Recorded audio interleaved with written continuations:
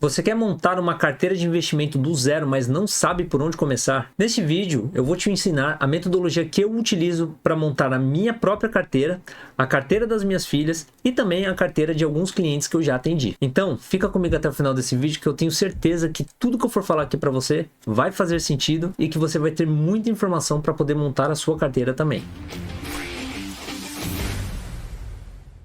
Meu nome é Gustavo Augusto, eu sou criador do canal Legado Econômico e você está no meu espaço onde nós conversamos sobre liberdade financeira e dinheiro. E se você gosta do assunto liberdade financeira, eu te convido a clicar no primeiro link da descrição, porque eu tenho um curso onde eu te ensino em um passo a passo como que você estrutura para você chegar na tua tão sonhada liberdade financeira. Link na descrição desse vídeo. O primeiro ponto para você iniciar uma carteira de investimento é você pensar na sua reserva de emergência. Não dá para você começar a pensar em investir sem ter a reserva de emergência. Pensa no seguinte, sempre quando você coloca dinheiro no mercado financeiro, você jamais poderá tirar esse dinheiro do mercado financeiro.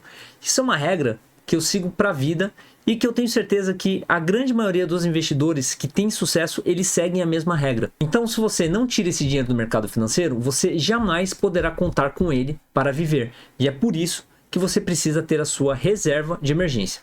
Porque imagina que você tem um fluxo de caixa todos os meses, o dinheiro que entra pode ser de dividendos, pode ser do seu trabalho, pode ser de uma renda extra, mas pode ser que aconteça em algum momento de você não receber essa renda. E é aí que entra a reserva de emergência. Ou também, se acontecer alguma coisa, como por exemplo um imprevisto, da onde que você vai tirar esse dinheiro? Reserva de emergência, ele é um assunto muito negligenciado pela grande maioria das pessoas que começam a investir. E eu recomendo que você não negligencie esse assunto. Então, para você não negligenciar, você precisa ter pelo menos de 6 a 12 meses de reserva de emergência. Gustavo, me traduz isso em números. Vamos imaginar que seus gastos fixos mensais são de R$5.000. Você precisaria ter pelo menos numa reserva de emergência R$30.000 em um CDB ou Tesouro Selic para que você possa estar liquidando rapidamente esse dinheiro. Se você não sabe nada sobre esse assunto, eu vou deixar recomendado aqui no card, onde eu falo especificamente sobre esse assunto, como que você deve pensar para montar a sua reserva de emergência. Mas o primeiro ponto é você ter a sua reserva de emergência. O segundo ponto é você conhecer o seu perfil de investidor e o seu momento de vida. Quando você se conhece como investidor, você sabe exatamente o quanto de risco ou de volatilidade você aguenta. O que eu quero dizer com isso? Se você tem um perfil conservador, significa que você não consegue ver uma diminuição no seu patrimônio. Ou seja, a renda variável ela não é para você de jeito nenhum. Isso vai tirar o seu sono. Se você aguenta ver o seu patrimônio se desvalorizar um pouco momentaneamente, você pode ser enquadrado em um perfil moderado. Ou seja, eu consigo ver o meu patrimônio se desvalorizar um pouco, mas eu não perco a minha noite de sono. Agora, se você consegue ver o seu patrimônio se desvalorizar momentaneamente e você não vê problema nisso, você já é um investidor arrojado. E o momento de vida é muito importante para que você saiba o horizonte e o tipo de investimento que você faz.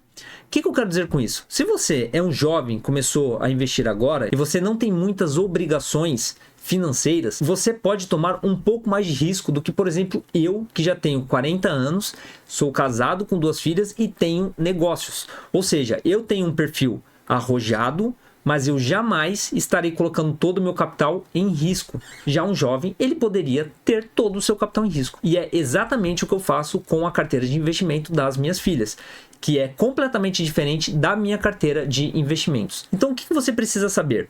Primeiro, se conhecer como investidor, saber o quanto que você aguenta assumir de risco. E o segundo ponto, qual que é o seu momento de vida. Se você é um jovem, ou se você já é uma pessoa adulta, ou se você pode ser aí uma pessoa mais velha. Ou seja, se você conhecer essas duas variáveis, você vai estar na frente de muitas pessoas e provavelmente não irá cometer cagada nos seus investimentos. Então, editor, põe na tela aqui, ó, essa frase bem grande que eu vou ler para que você grave isso. Não é só sobre quanto risco você aguenta, mas sobre quando você vai precisar desse dinheiro. Um jovem solteiro pode arriscar mais do que um pai de família com filhos pequenos. É extremamente importante que você tenha isso em mente antes de começar a investir. Bom, se você fez a sua reserva de emergência e você já se conhece como investidor, o que você precisa começar a pensar agora? Na estruturação da sua carteira de investimentos. Eu vou dar aqui como exemplo a minha carteira primeiro e depois eu falo um pouco mais sobre a carteira das meninas. Mas o que eu quero deixar claro é que isso daqui não é nenhuma recomendação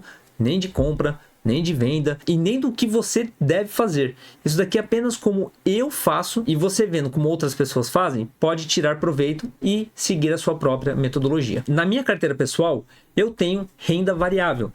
E a renda variável, ela representa 50% dos meus investimentos. E quando eu falo de renda variável, o que eu estou querendo dizer?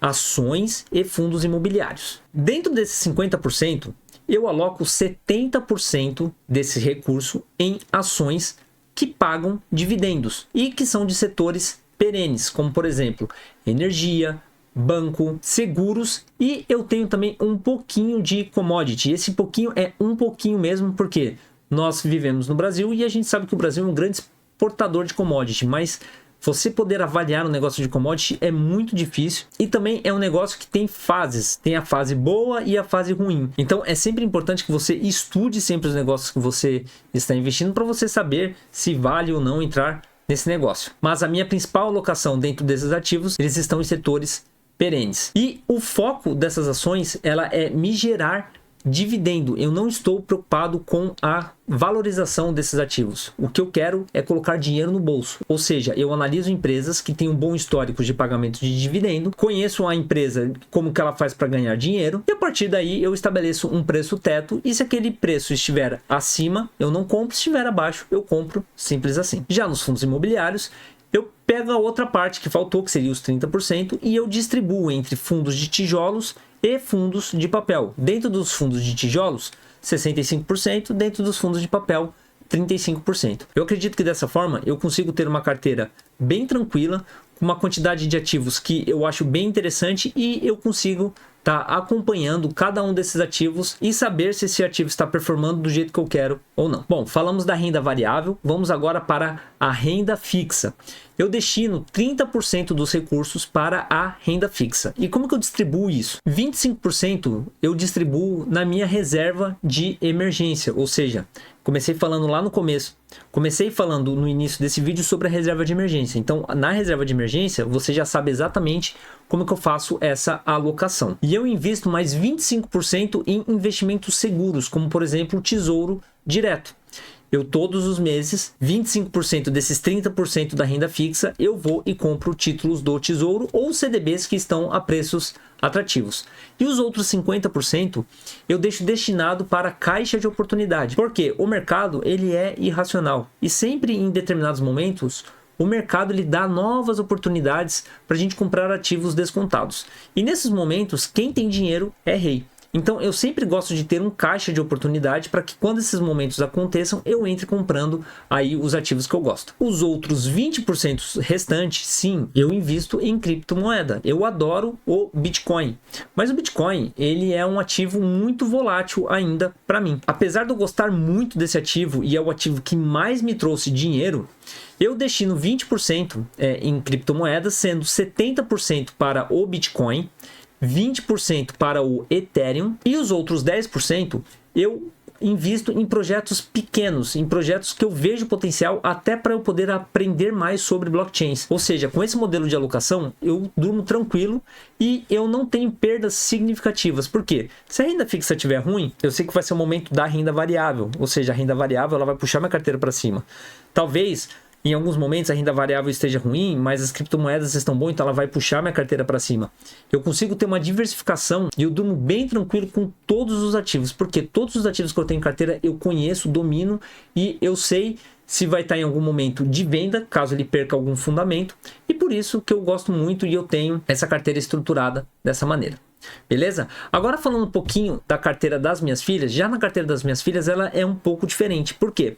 Como eu tenho um horizonte muito longo, eu posso assumir mais riscos.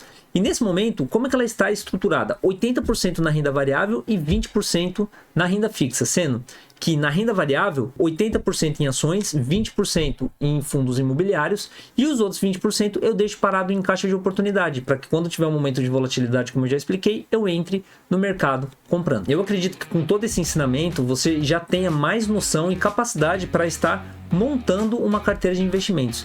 Se você tiver qualquer dúvida sobre esse assunto, deixe abaixo aqui nos comentários que eu posso estar te ajudando pessoalmente. Vai ser um prazer poder ler o seu comentário e te ajudar com alguma informação. E se você gosta desse tipo de conteúdo, eu recomendo que você curta o canal e bata no sininho para que você seja notificado sempre que um vídeo novo ele entra no ar. Todas as quintas-feiras eu estou aqui no YouTube falando sobre dinheiro e liberdade financeira. Eu vou ficando por aqui, um forte abraço, a gente se vê no próximo vídeo. Valeu, fui!